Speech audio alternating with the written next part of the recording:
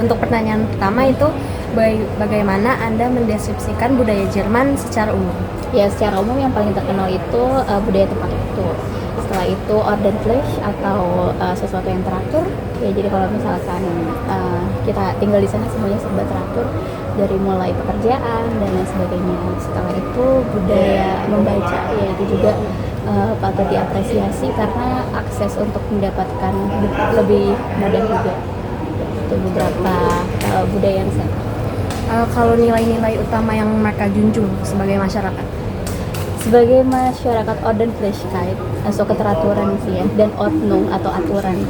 Jadi itu sangat ketat, so terutama mungkin yang bisa kita bedakan dari negara Indonesia. Contohnya di Jerman itu dikenal ada waktu tenang di malam hari sekitar dari jam 7 malam sampai jam 6 pagi ya, dan di jam-jam tersebut kita tidak boleh berisik, contohnya tidak menyalakan mesin dan lain-lain.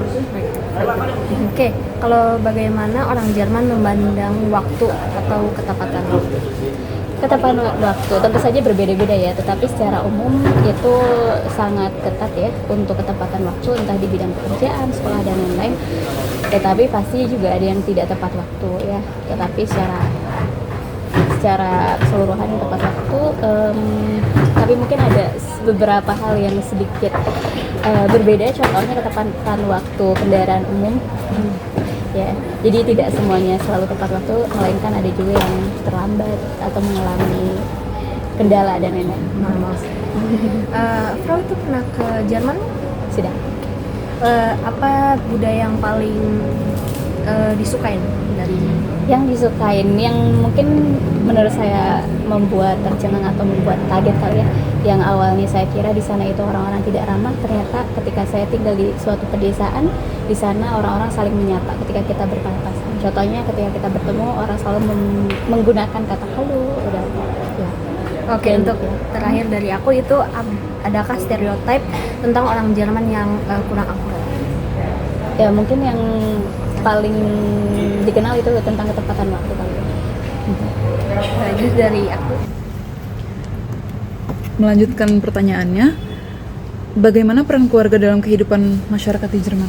Peran keluarga tentu saja sangat penting ya, terutama peran orang tua, karena orang tua berperan di dalam pengasuhan anak. Udah gitu pengasuhan anak juga sangat penting, terutama orang tua harus menunjang anak-anak sekolah di tempat yang sesuai dengan kemampuan mereka. Contohnya kalau di Indonesia dari kindergarten kita masuk ke Grundschule.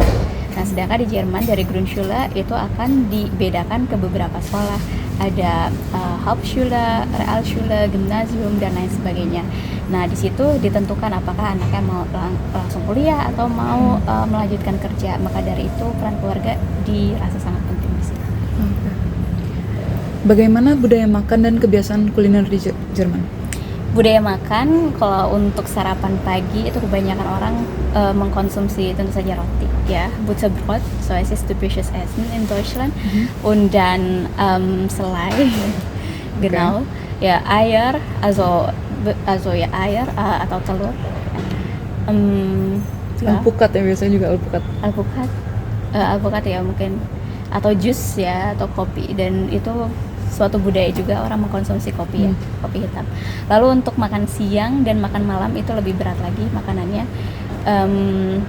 tergantung dengan selera masing-masing. Untuk Beilage itu tidak hanya terdapat roti, melainkan ada Spätzle, udah gitu ada Nudel, Kartoffel und so weiter und so, oder Reis.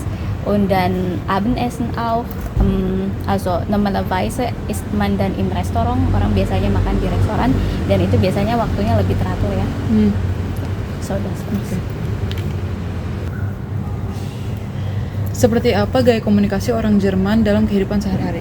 Dalam kehidupan sehari-hari komunikasinya lebih direct ya. Jadi apapun yang ada di pikiran biasanya mereka langsung utarakan, dan ketika menghadapi konflik, biasanya kalau di Indonesia orang mungkin tidak berani untuk menghadapi konflik secara langsung, tapi Jerman lebih baik menghadapi konflik pada hari itu dan selesai saat itu juga, dan besoknya udah bisa biasa lagi gitu. Itu nggak bawa perasaan gitu? Oke. Apakah masyarakat Jerman cenderung formal atau informal dalam berinteraksi?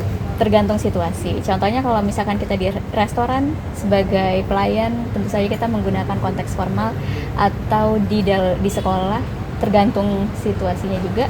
Tapi di kindergarten itu biasanya tidak formal, atau di kehidupan sehari-hari bersama teman sebaya atau bersama keluarga, itu tidak formal juga. Oke. Kenapa? Makasih. Sama-sama. Bye-bye.